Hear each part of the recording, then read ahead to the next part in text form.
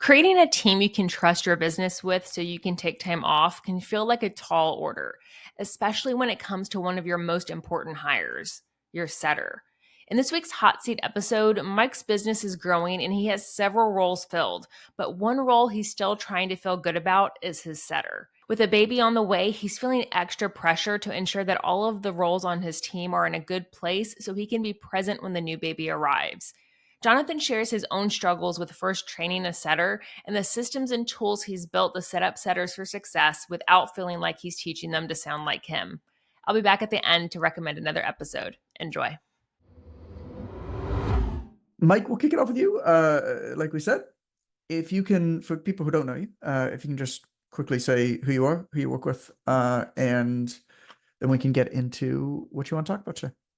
For sure. So Mike Levine, been in the mentorship for over 3 years now, coaching frustrated guys in their 30s, 40s, and 50s to really crush 20 pounds of belly fat, build lean muscle, and more importantly, make it a sustainable lifestyle. I'm at this stage now in my business. I've onboarded an assistant coach slash programmer, been working through kind of some headaches and challenges with a setter, and really haven't nailed that role to date yet. And then I have two kind of other VAs in the background that are helping me more operationally. And then lastly, I've recently integrated Aaron, the automations coach, to pretty much redo the majority of my systems to optimize it, to really gear up for a big growth kind of influx come kind of September launch. So that's kind of where I'm at, long story short, right now. Okay. So what's most pressing? What do you want to talk about? To me, it's always sales is kind of number one. That's money making tasks. I've also got a baby on the way, coming end of October. So as you could imagine, the pressure's on until my wife delivers. So gearing up for this launch, figuring out, do I have the right people in place, as I am inevitably going to be taking time off when the baby comes, and really maximizing everyone I currently have for the team. Yeah. It's exciting. It's really exciting. The period, the 5 or 6 months I remember before Calvin was born, I was in a similar stage. I was just like, I got to get as much in order as I can possibly get. And Allison still to this day says, like, that was the best thing you ever did, was basically just figure out how to not be like, this obsessive working degenerate, like 14 hours a day. Because I could do it back then, right? So I think you're putting a lot of things in place. And we can kind of start to work on filling in some of the holes. It sounds like one of the big ones is the setter rule. We can talk about that if you want. That was the hardest rule for sure for me. And that took the longest and was the most frustrating to fill in. Because kind of by definition, that person was speaking in my voice, and I was very uncomfortable in that. And so that took a lot of time for sure. Content and stuff, how are you feeling with that? I feel like I'm good. I'm working on that with Drea right now, and kind of planning that around launch. So content, I'm okay. I could always use feedback, I feel like, too, but yeah. More about just how to get in front of it and how to build the systems around it when you don't have as much time and mental capacity, like when you're tired or whatever. Collecting the only thing that, I mean, I'll let you work with Drea. She's better than I am at planning all this stuff out, but the only thing that I'll say is like starting to build a bank of stuff to repost, to republish if you haven't already. That way, when you catch yourself on a Wednesday morning and you haven't slept because little baby John Jr., really nice of you to name him that, by the way, little baby John Jr. Is, didn't sleep that night or whatever, and you're exhausted and you're like, shit, I got to get something up on social media. You can just go to that bank and have something, and it will be better than having nothing. Yeah, it's a great point. So, I mean, that's what I do a lot of the time too. It's just like, oh crap, I got to get something. And I just have like a list basically of links and I'll just repost it. And like I said, it's not ideal, but it's something. Okay. Anything else to tackle then with the sales, particularly as you are preparing uh, for what's to come in the next month and a half or so? Yeah, I guess it's finding that right person or not. Well, probably, yeah, finding the right person right now. Do I have the right person in place, What? or do I need to get back to the drawing board and reconsider who is the best fit for this role? Just for the setter role though, like other aspects of it, you feel okay? Yeah. Yeah, like Okay. I think Alex Harriman's going to be talking about this on more kind of OTM calls, but dividing, like I'm still in the DMs, I'm still building those relationships. I haven't, and I don't think I ever will completely, and I have no intention to ever offload that role entirely because I like being social on social media, and that's Right. kind of where it's got me to today. So yeah, it's working as a team, I think, is the big thing. Yep. Yep, for sure. So I'll tell you a few things that I've learned um, about that. The first thing was just the utter discomfort in somebody speaking in my voice or doing anything basically beyond a very specific purview of like taking a conversation with the same basic couple questions and then accelerating that into a phone call. If it makes sense, right? So it's not so much a script, it's more just like bullets. I mean, that's something that you already have. That's something that we help you build. The biggest thing that we do though is I'm not in there in I mean, I'm in there in the DMs a little bit. I'll look through because like I have friends message me in there. I'll look through for that kind of stuff. If I see a friend messages me, um, or sometimes there'll be somebody who I have a personal relationship with that is messaging me about a piece of content that our team would otherwise like take down. What I'll do is I'll actually go in there and I'll just say, "Hey, bro, what's going on? Just a heads up that it's going to be so and so you're going to be speaking with here. You got my base like if it makes sense. It's like you got my number. Like if you want to talk about anything other than this, like you could send me a text or a WhatsApp or that type of thing. So I do that. I'll jump in, once every day, once every few days, I'll jump in and I'll just do a quick scan. If we do a big call to action or something and there's hundreds in there, obviously I don't go through the whole thing. Some stuff gets missed, but people kind of get it. But the other thing is just to have a really, really good relationship and working relationship and systems for anything that goes beyond, call it professional communication that person's going to have. So like so the first thing to say is that I use Telegram for this. And the only reason that I use Telegram is I don't use Telegram for anything that isn't business. And it's really nice for that reason, because then I don't have notifications turned on. Anytime I'm like in business mode or it's my time to deal with this, I go into Telegram and I check what's there. As opposed to WhatsApp or text messages where, that's family and friends and stuff. So whatever it is, just a separate messaging platform, I found has been helpful. And that's why I have conversation with our setters, with our team. And what they do is they will send me screenshots all of the time and basically ask me like how to respond. So I'll find you an example here. I don't even know if you're gonna be able to see it. Actually, it's pretty small, but um, you know, stuff like this, where they'll send me a screenshot in Telegram, and then I'll just kick back a response. And I don't actually go in the DM. I'll actually just respond back in Telegram and I'll say, hey, sometimes I'll write the response. Sometimes I'll film a quick video for them to post on my behalf back to that person. Sometimes I'll just say, oh, recommend that they check out this person, or whatever the message is. Occasionally I'll go in and respond on Instagram specifically, but usually not. But the point is, this has worked pretty well because it just becomes a knee jerk on their end, where anything that seems like there is a deeper personal relationship, or anything that seems like it's beyond like a very strict kind of conversation that's like, okay, there's a call to action, or there's a piece of content, or they DM me the word or whatever. I'm going to ask them this question. They're going to respond one of three ways. Then I'm going to ask them that question. They're going to respond. I'm going to invite them to a call. Like anything that's beyond that very exact conversation.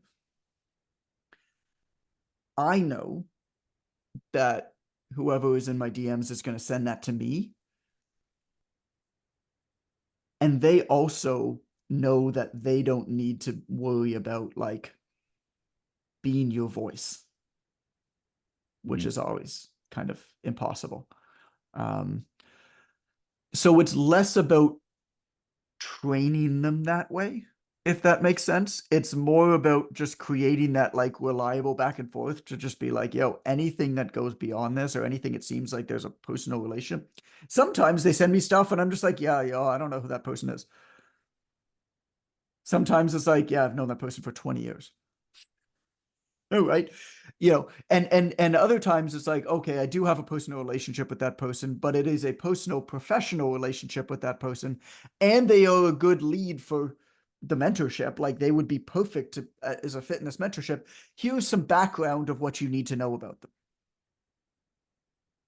Um, that helped me a lot because I found that I was trying to train setters a lot in my voice and trying to teach them how I would respond. And I was never happy with it. I was just never happy with it. Just didn't feel right also. Um, how's that? What do you, does that like quell some of your nerves, or are there other questions that I didn't hit on? Yeah, a little bit. I think it's like she's done a decent job at flagging things that kind of go out of the business scope if it's not a response to a lead magnet, a spear post. Yeah. But maybe it's continuing to refine that process like you've done, and not expecting her to speak exactly as I would, but continuing to follow the protocol of asking the right questions, leading towards either offering or not offering a call, Mhm. and then continuing to distinguish between personal, business on the particular conversation. We also have a series of videos that our team has for me that um you can chat with Alex about. He'd help you collect them. I mean, they're really quick videos for me to film. But and we redo them every so often just so they're fresh. But things like, because one of the main jobs for the setter is to follow up with people over time, maintain a list of leads and follow up with them over time. Because somebody might not be ready this week, but you can help them along the way and be like, hey, I was just thinking about you. Here's another resource on whatever, building a bigger chest, strengthening your back, whatever it is, right? Whatever they wanted. And so there's that. But even just re-engaging them in situations like if you offer a call and they ghost and they don't get back, a couple of days later, like our team has a video for me that's basically, uh, I mean, we can send it to you. I don't actually remember the exact script, what it said, but it's very short. It's basic. Hey, what's up? Just thought that my team, thought that there might be an opportunity where my team could really help you. I'm not sure if that's the case or not, but I thought that it was worth a phone call. And totally cool if this isn't the right time for you, but can you please tell me just yes or no? And that's a video. And so we have a few of these that our team will send out wherever appropriate. And it adds that bit of personal element, particularly to help them get through some of these more sticky parts. It's like, okay, well, you offer somebody a call and they don't get back. Do they hate you? Are they not interested? Did their phone crash and they forgot about it and got other messages? Like, whatever. I mean, it could be a number of different things. And we don't know, but it's worth at least following up with that video. So that helps them do their job. As well as just like, what are the different scenarios? There's not a lot of them, but what are the different scenarios? So sending that specific video in this particular situation. It's booked a lot of calls. Okay. It's booked a lot of calls. You can also, I mean, the setter also, in our case at least, has done, now it's a bit different if you're going to be the one doing the phone sales calls, but the setter in our case has actually gathered a lot of good information for the sales team. So what they'll do is, after the person has had like the first sales call, for example, the setter will reach out and just be like, hey, how'd the call go? And the person will give them often like the real thoughts about how the call went, which of course gets relayed to our sales team, who can then follow up and offer resources or deal with objections that maybe weren't brought up and catch stuff that is otherwise there. Also, if the person doesn't show up for the call, the setter will still say, how did the call go? And the person will say that they didn't show up or that they didn't have it or that they lost the link or whatever. And it's just like, so I guess what I'm saying is this role is not just for booking calls. You can use it to also help you deal with some more stickier situations or gather more intel. And what people miss the most is the value of the follow-up. Like, setter looking at what they're doing as a book of leads, as people that they're nurturing, ongoing and building relationships with.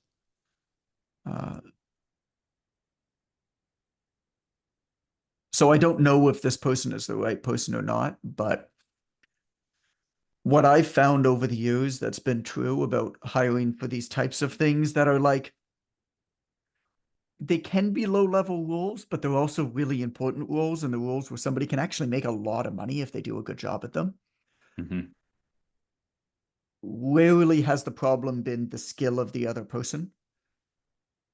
The issue has almost always been on my end that I didn't prepare them and provide them with what they needed to be successful in it.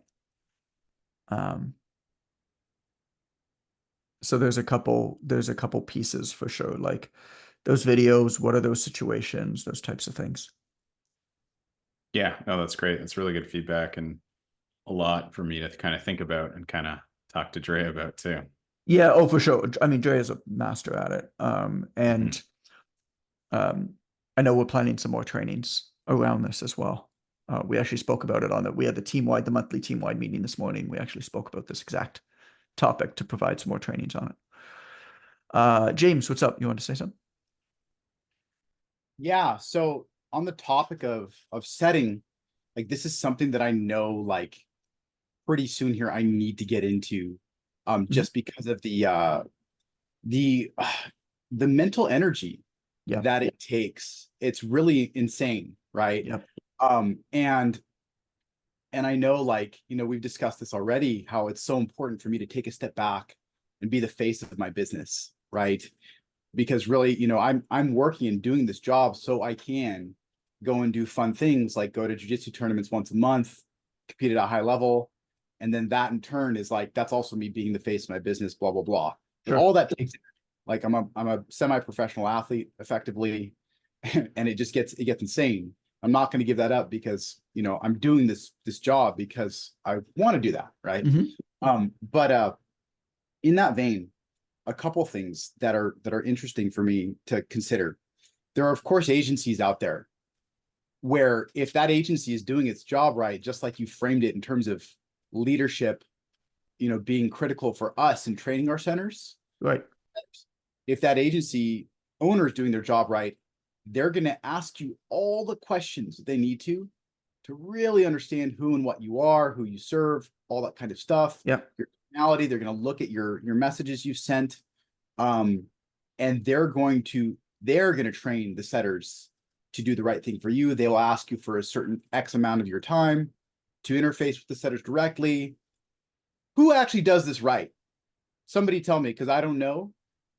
For affordably, I know I hear about agencies with like $3 to $5 grand retainer monthly, right? Yeah, I wouldn't be looking at an agency I don't know any agencies that Sure. do this right. I mean, we do it right as a business. We do it exceptionally well as a business. So we can provide you with what you need to bring somebody on for it.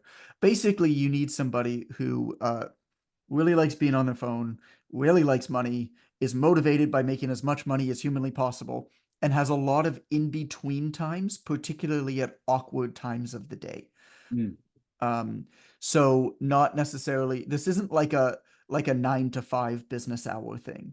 Yeah. This is like I have a young kid at home and I'm on maternity, but I love money and I'm gonna do this like in between all of that. Or this is like I have a job, but I'm not, I have a lot of downtime over the course of my day of my job. And I mean, like our team will do it. I mean, that's why this role is so odd and awkward, is because it's like a member of our team was at the hospital yesterday in a merge in the waiting room, like for herself, Setting. and was doing this and was setting calls, right? I mean, they're fine, obviously. And like, this isn't anything that we would ever ask them to do as a business owner. But it takes a certain type of person who's very highly motivated and the right kind of incentive structure to do it. Thanks for listening in. This episode was from a group call from Jonathan's online trainer mentorship, where we host hot seats every 2 weeks. The mentorship is where we take anyone doing from $1,000 to $20,000 a month or more and help them scale up. If that sounds like something you'd be interested in learning more about, please DM the word mentor to Jonathan on Instagram at It's Coach Goodman. If you're looking for another episode to listen to right now, I'd recommend episode 260, Building Your Business When You Have Kids. Running a business when you have kids means you're always flip-flopping between feeling guilty about not working on your business or not being present with your kids. It's a tough line to walk, but you can find a way to make it work. In this episode, you'll learn about implementing an AMRAP mentality with your family and using the 3-column method to manage your business, the life sequencing problem and creating seasons for explosive growth, and creating your own 75 hard to minimize feelings of guilt. Again, that's episode 260, Building Your Business When You Have Kids. Thanks again for listening, and we'll catch you next week.